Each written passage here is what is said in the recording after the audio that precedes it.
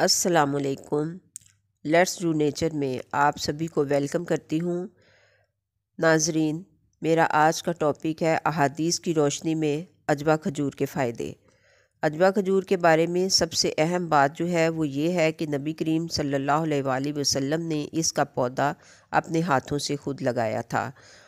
تو اس کی مزید اہمیت کو جاننے کے لیے ہم اس کے بارے میں کچھ احادیث پڑھیں گے۔ تو چلیے سٹارٹ کرتے ہیں۔ بسم اللہ الرحمن الرحیم۔ عجوہ کھجور کے فائدے۔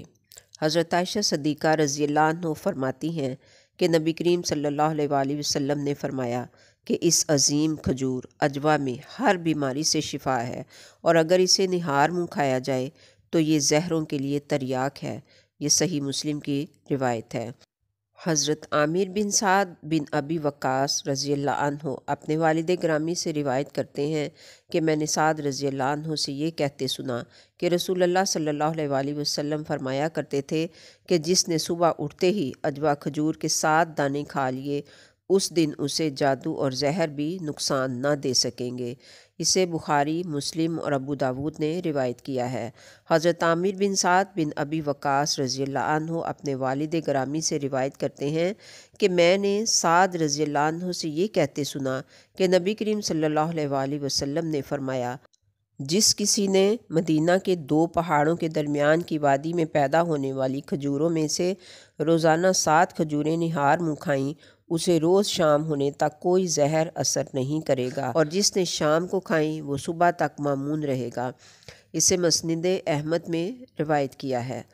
حضرت سعد بن ابی وقاص رضی اللہ عنہ روایت کرتے ہیں کہ میں بیمار ہوا تو میری عیادت کو رسول اللہ صلی اللہ علیہ وآلہ وسلم تشریف لائے۔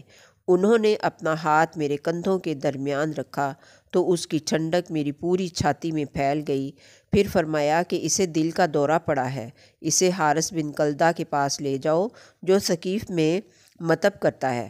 حکیم کو چاہیے کہ وہ مدینہ کی 7 عجوہ کھجوریں گٹھلیوں سمیت کوٹ کر اسے کھلائے۔ ناظرین، عجوہ کھجور کے فائدے میں یہ حدیث بڑی ہی اہمیت کی حامل ہے۔ اسے ابو داود، مسند احمد اور ابو نعیم نے روایت کیا ہے۔ تو ناظرین، یہ تھے عجوہ کھجور کے وہ فائدے جو ہم نے احادیث کی روشنی میں بیان کیے ہیں۔ تو امید کرتی ہوں کہ آپ کو ویڈیو اچھی لگی ہوگی۔ اگر ویڈیو اچھی لگی ہے تو لائک کر دیجئے، چینل کو سبسکرائب کر دیجئے۔ ملتے ہیں پھر نیکسٹ انشاءاللہ۔